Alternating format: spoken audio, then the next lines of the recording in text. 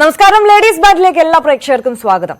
കമൽഹാസനൊപ്പം പാടാൻ അവസരം ലഭിക്കുക എന്നത് നിസ്സാര കാര്യമല്ല. അത്തരത്തിലൊരു അപൂർവ അവസരം ലഭിച്ചിരിക്കുകയാണ് സോണി മോഹൻ എന്ന ഗായികയ്ക്ക്. സ്വപ്ന തുല്യമായ ആ അവസരത്തിന്റെ ത്രില്ലിലാണ് സോണി. കമൽഹാസനൊപ്പം പാടിയ ആവേശത്തിൽ നിൽക്കുന്ന സോണി മോഹൻ, ഭർത്താവ് സംഗീത സംവിധായകൻ കൂടിയായ ഗൗതം വിൻസെന്റ് എന്നിവരാണ് ഇന്ന് ലേഡീസ് ബാൻഡിൽ നമുക്കൊപ്പം അതിഥികളായി ചേരുന്നത്. രണ്ടുപേർക്ക് സ്വാഗതം. ഞാൻ ആദ്യം സോണിയിലേക്കാണ് പോകുന്നത്. സോണി, വാട്ട് എ മൊമെന്റ് എന്നൊക്കെ നമ്മൾ പറയില്ലേ, അങ്ങനെ ഒരു നിമിഷമായിരുന്നു. കാണുമ്പോൾ തന്നെ നമുക്ക് രോമാഞ്ചം തോന്നുന്ന ഒരു മുഹൂർത്തം. ആദ്യം തന്നെ കൺഗ്രാറ്റുലേഷൻസ്. എങ്ങനെയുണ്ടായിരുന്നു ആ ഒരു, നിങ്ങളൊരു റിക്വസ്റ്റ് വെക്കുന്നു, ഒരു വരി ഒന്ന് പറയാമോ എന്നാണ് കമൽഹാസനോട് പറയുന്നത്. അദ്ദേഹം കൂടെ പാടുന്നു, നിങ്ങളോടൊപ്പം ചേർന്ന് പാടുന്നു. എന്ത് തോന്നി അപ്പോ?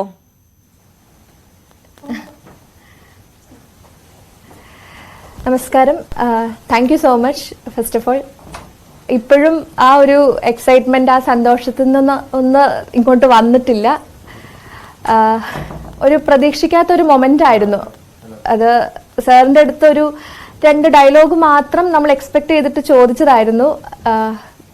ഒരുപാട് പക്ഷെ അത്രയും നല്ലൊരു റെസ്പോൺസ് ആയിരുന്നു സാറിൻ്റെ അടുത്തത് കിട്ടിയത്. അതായത് സാർ ആ പാട്ടിൻ്റെ ഫുൾ ഡയലോഗും കൂടെ ആ പാട്ട് ത്രൂ ഔട്ട് എൻ്റെ കൂടെ പാടുകയാണ് ഉണ്ടായത്. അതൊരിക്കലും എക്സ്പെക്ട് ചെയ്തതല്ലോ സാർ അങ്ങനെ കൂടെ പാടുമെന്നുള്ളതല്ലേ?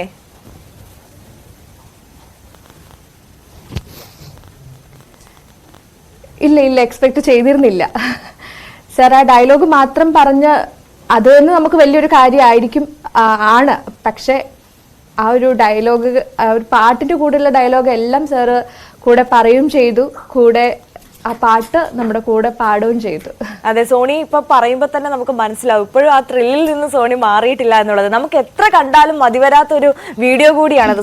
ഗൗതവും ഒപ്പം സോണിയും നമുക്കൊപ്പം ചേരുന്നുണ്ട്. ഗൗതം, സ്വാഗതം ലേഡീസ് ബാൻഡിലേക്ക്. ഗൗതവും ഉണ്ടായിരുന്നു ആ വേദിയിലെന്ന് എനിക്ക് തോന്നുന്നു, അല്ലേ? നിങ്ങളുടെ ഒരു ബാൻഡ് ആയിരുന്നു അവിടെ പെർഫോം ചെയ്തത്, അല്ലേ? നമസ്കാരം. അതെ, ഞങ്ങളുടെ ബാൻഡായിരുന്നു, പ്രൊജക്ട് GS എന്ന ബാൻഡായിരുന്നു പെർഫോം ചെയ്തത്. ഞാനും ഉണ്ടായിരുന്നു. ഇന്ത്യൻ 2 എന്ന് പറയുന്ന ചിത്രത്തിന്റെ ഒരു പ്രൊമോഷന്റെ ഭാഗമായിട്ടുള്ള ഒരു ചടങ്ങായിരുന്നു. അപ്പോൾ അത്രയും വലിയൊരു വേദി, ആ വേദിയിലേക്ക് നിങ്ങളുടെ ബാൻഡ് എങ്ങനെയാണ് എത്തുന്നത്? വലിയൊരു അവസരം അല്ലായിരുന്നോ അത്? ആക്ച്വലി ഈ ഫംഗ്ഷൻ നടക്കുന്നതിന്റെ തലേന്ന് എൻ്റെ ഒരു ഫിലിം ഇപ്പോൾ ചെയ്തുകൊണ്ടിരിക്കുകയാണ്. അപ്പോൾ അതിന്റെ റെക്കോർഡിംഗ് സെഷനിലിരുന്നപ്പോൾ ലുലു ഗ്രൂപ്പിന്റെ മീഡിയ ഹെഡായ സ്വരാജ് ചേട്ടൻ, NB സ്വരാജ് ചേട്ടൻ എന്നെ വിളിച്ചു. ഇതുപോലൊരു പരിപാടിയുണ്ട്, പറ്റുമോ സക്കീർ ബായിക്ക് എന്ന് ചോദിച്ചു, കമൽ സാറിന് മുമ്പിൽ ഒരു പെർഫോമൻസ് ചെയ്യാൻ. അപ്പം ഞാൻ പറഞ്ഞു പിന്നെന്താ നമുക്ക് ചെയ്യാമല്ലോ എന്ന് ഒന്നും ആലോചിക്കാതെ പറയുകയുണ്ടായി. അത് കഴിഞ്ഞിട്ട് അപ്പം തന്നെ എൻ്റെ ബാൻഡ് മെമ്പേഴ്സ് എല്ലാവരും, ബാലു, അമൽ, റെമിൻ, റോണി, ഗോകുൽ, എല്ലാവരും തന്നെ അപ്പോൾ വിളിച്ച് എല്ലാവരും ഫുൾ പവറിൽ വന്ന് ഞങ്ങൾ ഒരു ദിവസം കൊണ്ട് പ്രാക്ടീസ് ചെയ്ത് കമൽ സാറിന് മാത്രം പാട്ടുകളായിട്ടായിരുന്നു ഒരു 1 hour ഷോ അവിടെ ചെയ്തത്. പിന്നെ കമൽ സാറിന്റെ മുമ്പിൽ ഞങ്ങൾക്കൊരു 10 minutes പെർഫോമൻസ് ചെയ്യാൻ പറ്റി. അതാണ് ഏറ്റവും വലിയ ഭാഗ്യമായി ഞങ്ങൾക്ക് തോന്നിയത്. അപ്പൊ ഇങ്ങനെ റിക്വസ്റ്റ് ചെയ്യാം എന്ന് നേരത്തെ പ്ലാൻ ചെയ്തിട്ടാണോ പോയത് രണ്ടുപേരും?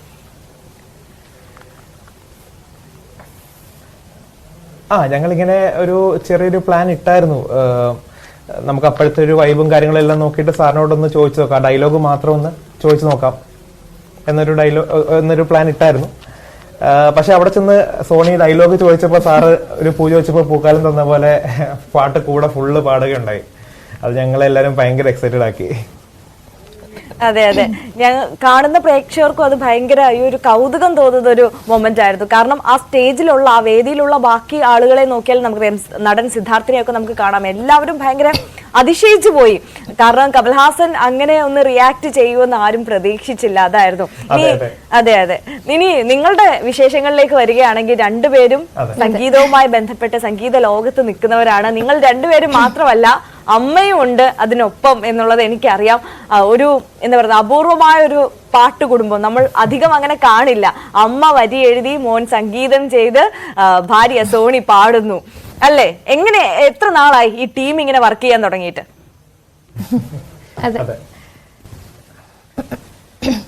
എന്റെ ആദ്യത്തെ ഡിവോഷണൽ ആൽബം, അതായത് അർപ്പിതം എന്ന് പറയുന്ന ആൽബമാണ്. അപ്പൊ അതിലെ കൂടുതൽ പാട്ടുകൾ എഴുതിയിട്ടുള്ളത് അമ്മയാണ്.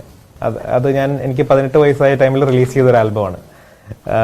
അമ്മയുടെ പേര് ജോസിമ ഷാജി എന്നാണ്. അമ്മ സെന്റ് മൈക്കിൾ സ്കൂൾ തത്തമ്പള്ളിയിലെ ടീച്ചറാണ്, മലയാളം അധ്യാപികയാണ്. അപ്പം ആ ആൽബത്തിൽ നിന്നാണ് അമ്മ എനിക്ക് വേണ്ടി പാട്ടുകൾ എഴുതി തുടങ്ങിയത്. പിന്നെ ഒരു ഓണപ്പാട്ട്, ഓണം വന്നേ എന്ന് പറഞ്ഞൊരു ഓണപ്പാട്ട് ചെയ്തു.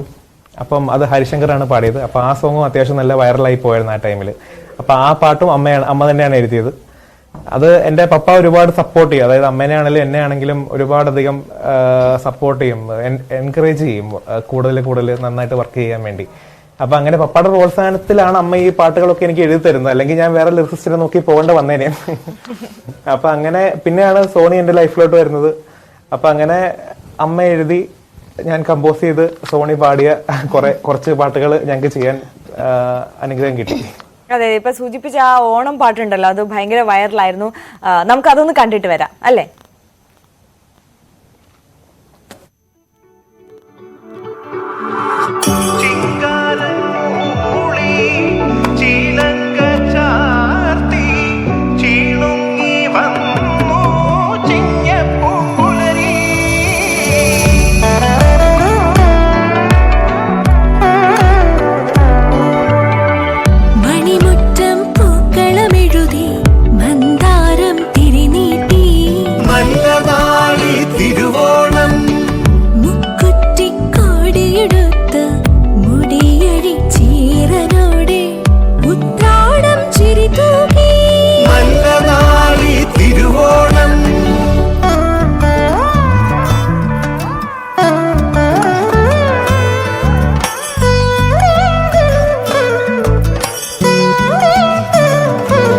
സുന്ദരമീ പൊൻപുലരി മഞ്ജുളമീ പുതുവർഷം മധുര സ്മൃതികൾ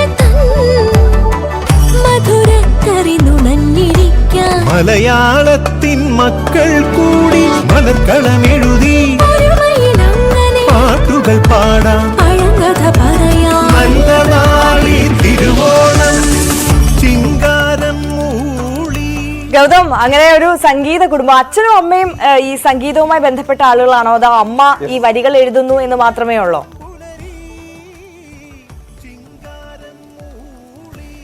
അമ്മ പാടുമായിരുന്നു. പള്ളിയിലെ കൊയറിലും ഒക്കെ ആയിട്ട് അമ്മ പാടിയിട്ടുണ്ട്. ചെറുപ്പത്തിലും പാടിയിട്ടുണ്ടായിരുന്നു. ഇപ്പോഴും അമ്മ പാടും. പക്ഷെ എന്നാലും അങ്ങനെ മെയിൻ സ്ട്രീം സിംഗിങ്ങിലോട്ട് വന്നിട്ടില്ല. അമ്മ പാട്ട് എഴുത്തിലോട്ടാണ് കൂടുതലും ഫോക്കസ് ചെയ്യുന്നത്. ഗൗതം ചെറുപ്പം മുതൽ തന്നെ പാട്ട് പഠിക്കുന്നുണ്ടോ? സംഗീതം അഭ്യസിക്കുന്നുണ്ടായിരുന്നോ? ഞാൻ ആക്ച്വലി ചെറുപ്പം തൊട്ട കീബോർഡ് എന്ന് പറഞ്ഞ ഇൻസ്ട്രുമെന്റ് പഠിക്കുന്നുണ്ടായിരുന്നു. പിന്നെ ഒരു 4th സ്റ്റാൻഡേർഡ് മുതൽ കർണാട്ടിക് മ്യൂസിക് പഠിച്ചു തുടങ്ങി. അങ്ങനെ കർണാട്ടിക് മ്യൂസിക്കും നൈജീരിയയിലായിരുന്നു എൻ്റെ സ്കൂൾ എഡ്യൂക്കേഷൻ ടിൽ 10th. അപ്പം അവിടെ നിന്നാണ് കീബോർഡും ബാക്കി ഇൻസ്ട്രുമെന്റ്സും ഒക്കെ പഠിച്ചത്. പിന്നെ എപ്പോഴാണ് ഈ ഗായികയെ കണ്ടുപിടിച്ചത്?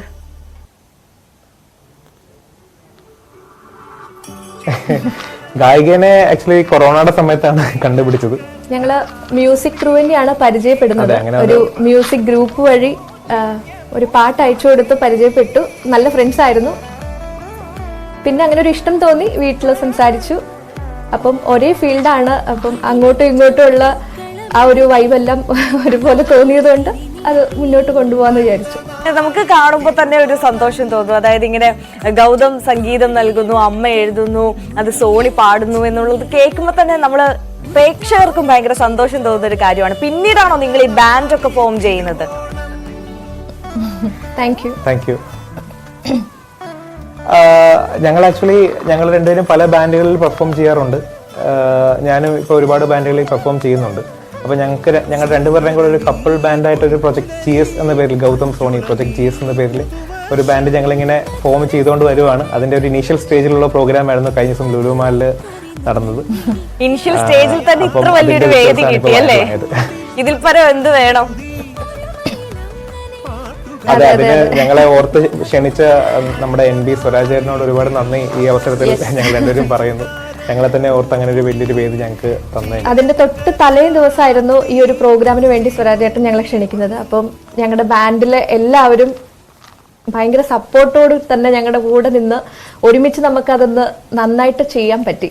ഞങ്ങൾ ഒരു ദിവസം കൊണ്ട് പ്രാക്ടീസ് ചെയ്തത്. എല്ലാവരും തന്നെ അന്നത്തെ ദിവസം ഫുള്ള് ഫ്രീ ആക്കി രാവിലെ മുതൽ ഞങ്ങളുടെ കൂടെ പ്രാക്ടീസിന് ഇരുന്ന എല്ലാ മെമ്പേഴ്സും വളരെ നന്നായിട്ട് പ്രയത്നിച്ചുകൊണ്ടാണ് ആ പ്രോഗ്രാം ഞങ്ങൾക്ക് നന്നായിട്ട് ചെയ്യാൻ പറ്റിയത്. ഓക്കെ, ഗൗതമിലേക്ക് ഞാൻ വരാം. എന്തായാലും ഗൗതം ഒരു ഇൻസ്ട്രുമെന്റ് ഒക്കെ ആയിട്ടാണ് വന്നത്. നമ്മുടെ ന്യൂസ് 18 പ്രേക്ഷകർക്ക് ഒരു സംഗീത വിരുന്ന് നൽകാമെന്ന് നമുക്ക് പ്രോമിസ് ചെയ്തിരുന്നു. എന്തായാലും അതിലേക്ക് നമുക്ക് വരാം. എന്തായാലും ഇവർ ഒരുപാട് സോങ്ങുകൾ ചെയ്തിട്ടുണ്ട് ഇൻഡിപെൻഡന്റ് ആയിട്ട്. അത് സോഷ്യൽ മീഡിയയിലൊക്കെ വളരെ വളരെ വൈറലുമാണ്. ഈ അടുത്ത് പ്രേക്ഷകർക്ക് എല്ലാവർക്കും അറിയാവുന്നതാണ് നടി സ്വാസികയുടെ വിവാഹം. ആ വിവാഹത്തിന് വേണ്ടിയിട്ട് ഇവരൊരു വെഡ്ഡിംഗ് സോങ് ചെയ്തിരുന്നു. അത് സോഷ്യൽ മീഡിയയിൽ ഭയങ്കര വൈറലായ മില്യൺ വ്യൂസ് ഒക്കെ നേടിയ ഒരു സോങ് ആയിരുന്നു. നമുക്ക് ആ സോങ് കേട്ടിട്ട് വീണ്ടും സോണിയിലേക്കും ഗൗതമിലേക്കും മടങ്ങി വരാം.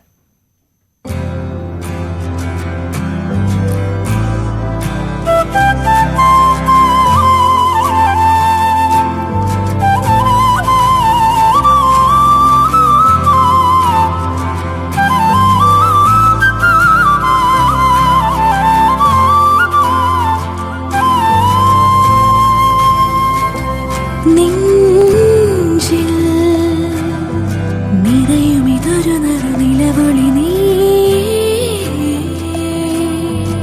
അനുപമലയതര സംഗീതം ഉയരായി ജന്മം ഈണം തേടും കിളികൾ പോ ഉയരാനോ ചിറകായി നീ എന്നും കൂടെ തണലാകാം നീയാണെൻ പ്രിയനെന്നും പിരിയാതിൻ ശ്വാസമോ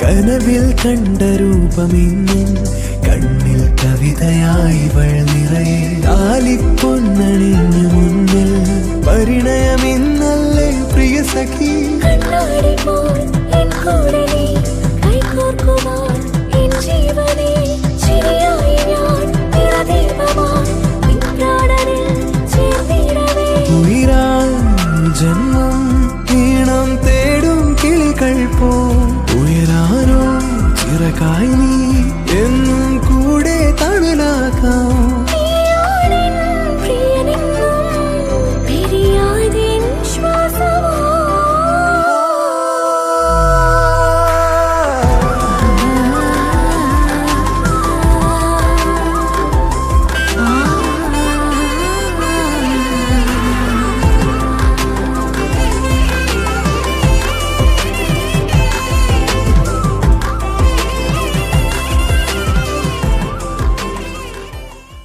ശരിക്കും എന്ത് ഫീലാണെന്നറിയും പാട്ടൊക്കെ കേൾക്കുമ്പോൾ. ഞാൻ ശരിക്കും നിങ്ങളുടെ ഫാനായി മാറി. സോണിയുടെ സൗണ്ടും ഗൗതമിന്റെ ആ ഒരു സംഗീത സംവിധാനവും ഒക്കെ ശരിക്കും നല്ല രസം, നല്ല ഫീലാണ് നിങ്ങളുടെ ആ സോങ്ങുകളെല്ലാം കേൾക്കാൻ. നേരത്തെ നമ്മൾ കേട്ട ഓണം സോങ് ആണെങ്കിലും ഈ റൊമാൻറ്റിക് സോങ് ആണെങ്കിലും എല്ലാം. അപ്പോ സോണി എങ്ങനെയാണ് ഈ സംഗീതത്തിന്റെ വഴിയേ വരുന്നത്? ഈ സംഗീതം തന്നെ പ്രൊഫഷൻ ആക്കാമെന്ന് തീരുമാനിച്ചത് എപ്പോഴാണ്?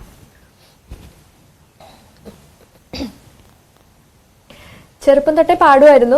ചെറുപ്പം തൊട്ടേ എൻ്റെ പേരൻസിൻ്റെയും എൻ്റെ സിസ്റ്റേഴ്സിൻ്റെയും ഒക്കെ സപ്പോർട്ട് ത്രൂ ഔട്ട് എനിക്ക് സ്കൂളിലും കോളേജിലും എല്ലാം എല്ലാവരുടെ സപ്പോർട്ടും ഉണ്ടായിരുന്നു. പിന്നീട് ഈ കോവിഡ് സമയത്താണ് ഗൗതമിനെ പരിചയപ്പെടുന്നത്. അപ്പം പാട്ട് അത്ര സീരിയസ് ആയിട്ട് എടുക്കാത്ത ഒരു ടൈം ആയിരുന്നു ഞാൻ. ആ സമയത്ത് ഗൗതം വന്ന് പരിചയപ്പെട്ടു. അപ്പം ഇങ്ങനെ ഒരു ടാലന്റ് ഇങ്ങനെ വെച്ചുകൊണ്ടിരിക്കരുത്, അതൊന്ന് നന്നായിട്ട് കൊണ്ടുപോകണമെന്ന് ഗൗതമിൻ്റെ ഒരു നല്ലൊരു സപ്പോർട്ടും പിന്തുണയൊക്കെ കൊണ്ടാണ് ഇപ്പം അത് പ്രൊഫഷനാക്കി എടുത്തതും. പിന്നീട് 2022 റിലീസ് ചെയ്ത 4 Years എന്ന് പറഞ്ഞ മൂവിയിൽ 3 പാട്ടുകൾ പാടി മലയാളം പ്ലേബാക്ക് ഇൻഡസ്ട്രിയിലേക്ക് വരാൻ കഴിഞ്ഞു. ശങ്കർ ശർമ്മ ചേട്ടനായിരുന്നു അതിൻ്റെ മ്യൂസിക് ചെയ്തത്. പിന്നീട് ഒരുപാട് ഇൻഡിപെൻഡൻറ്റ് സോങ്സ് ഗൗതമിൻ്റെ മ്യൂസിക്കിലും വേറെ ഒരുപാട് മ്യൂസിക് ഡയറക്ടേഴ്സിൻ്റെ കീഴിലും വർക്ക് ചെയ്യാൻ സാധിച്ചു. അപ്പൊ ഗൗതം, നേരത്തെ ഞങ്ങളോട് പ്രോമിസ് ചെയ്ത ആ ഇൻസ്ട്രുമെന്റ്, ആ ഒരു സംഗീതം വരുന്ന അതിനായി കാത്തിരിക്കുകയാണ് ന്യൂസ് 18 പ്രേക്ഷകര്. Oh sure sure sure. അപ്പോൾ ഇതാണ് ഞാൻ ഇന്ന് നിങ്ങൾക്കായി കൊണ്ടുവന്നിരിക്കുന്ന ഇൻസ്ട്രുമെന്റ്. മെലോഡിക്ക എന്നാണ് പേര്. ഇത് കീബോർഡ് പോലെ തന്നെയാണ്. കീബോർഡും ഒരു റെക്കോർഡർ ഫ്ലൂട്ടും കൂടെ ഒന്നിച്ചു ചേർന്നാൽ എന്താകും, അതാണ് ഈ ഒരു ഇൻസ്ട്രുമെന്റ്. അപ്പം ഇത് നമുക്ക് ഹാൻഡിയാണ്. സോ ഞാൻ ഈ മെലോഡിക്ക എന്ന് പറഞ്ഞ ഇൻസ്ട്രുമെന്റിൽ ഒരു സോങ് ഞാൻ പ്ലേ ചെയ്യാം.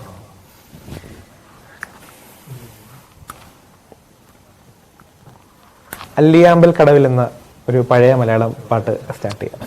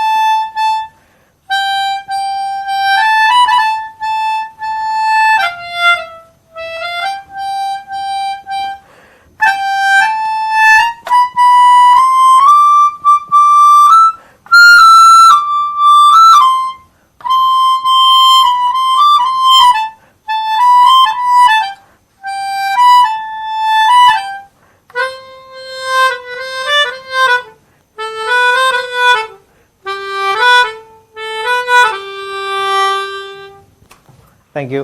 Very nice, very nice. അപ്പൊ നമുക്ക് വേഗം സോണിയുടെ ഒരു പാട്ടും കൂടി ലൈവായിട്ട് കേൾക്കാം അല്ലേ? Thank you so much. തീർച്ചയായിട്ടും. തീർച്ചയായിട്ടും.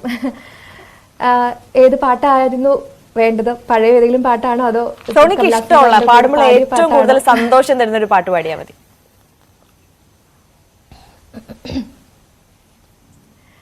കൂടുതൽ എല്ലാ പാട്ട് പാടുമ്പോഴും സന്തോഷമാണ്. ഞാൻ സിനിമയിൽ പാടിയ പാട്ടിന്റെ ഒരു കുറച്ച് വരികൾ പാടാം. Okay okay. കനവിൽ നിൻമിഴികളുമിൻ മിഴിയിൽ നിന്നിനവുകളിൻ നിലവിൽ നിൻ മൃദുല സംഗീതം എൻ ശ്രുതിയിൽ നിൻ വരികളുമിൻ വരിയിൽ നിന്നിനവുകളിൻ നിലവിൽ നിൻ മോഹ സല്ലാപം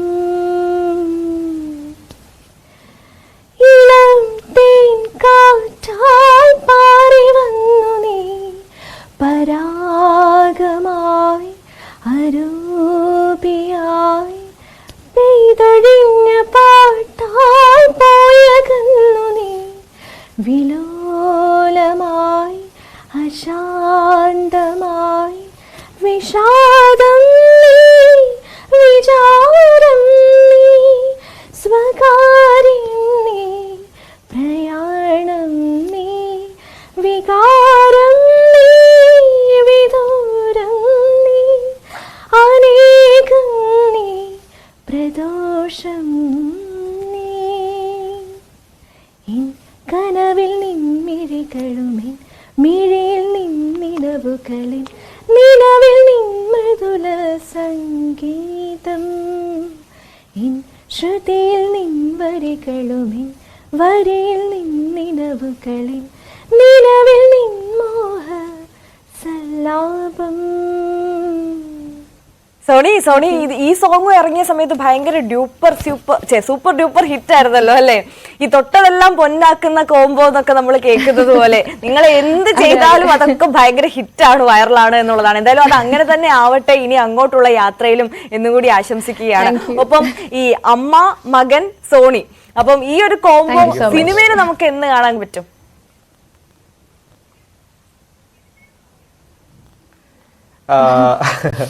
ഈ ഒരു കോംബോ ഞാനിപ്പം ജസ്റ്റിസ് ഫോർ ജെനി എന്ന് പറഞ്ഞ ഫിലിമാണ് ചെയ്തുകൊണ്ടിരിക്കുന്നത്. അത് തമിഴ് ഫിലിമാണ്. അപ്പോൾ അതിലെ ലിറിക്സ് എഴുതിയിട്ടുള്ളത് തമിഴ് ലിറിക്സ് അതിന്റെ ഡയറക്ടറായ സന്തോഷ് റിയാൻ സാർ തന്നെയാണ് എഴുതിയിട്ടുള്ളത്. പിന്നെ മലയാളം ലിറിക്സ് സോണിയാണ് എഴുതിയത്. അപ്പം അത് അങ്ങനെ പെട്ടെന്ന് സംഭവിച്ചാണ്. പക്ഷെ ആ ഒരു കോംബോ ഉടനെ തന്നെ എൻ്റെ ഇനി വരുന്ന ഫിലിംസിൽ ഉണ്ടാവും എന്ന് പ്രതീക്ഷിക്കുന്നു. ഉണ്ടാവട്ടെ, ഞങ്ങളും കാത്തിരിക്കുകയാണ്. അങ്ങനെ നിങ്ങളുടെ കയ്യിൽ നിന്ന് നല്ല നല്ല പാട്ടുകൾ ഇങ്ങനെ വരാനും അത് കേൾക്കാൻ ഞങ്ങൾ പ്രേക്ഷകരെല്ലാം കാത്തിരിക്കുകയാണ്. അപ്പോൾ എന്തായാലും നമ്മുടെ സമയം ഇവിടെ അവസാനിക്കുകയാണ്. അതുകൊണ്ടാണ് ഒരുപാട് വിശേഷങ്ങളും പാട്ടുകളും ഒക്കെ നിങ്ങളുടെ അടുത്തുനിന്ന് കേൾക്കണം എന്നുണ്ടായിരുന്നു. പക്ഷെ നമുക്ക് സമയപരിമിതി ഉള്ളത് കൊണ്ടാണ്. എന്തായാലും രണ്ടു പേർക്കും വിജയാശംസകൾ നേരുകയാണ്. ഇനി അങ്ങോട്ടുള്ള യാത്രയിലും ഇതേപോലെ എല്ലാം ഹിറ്റായി മാറട്ടെ.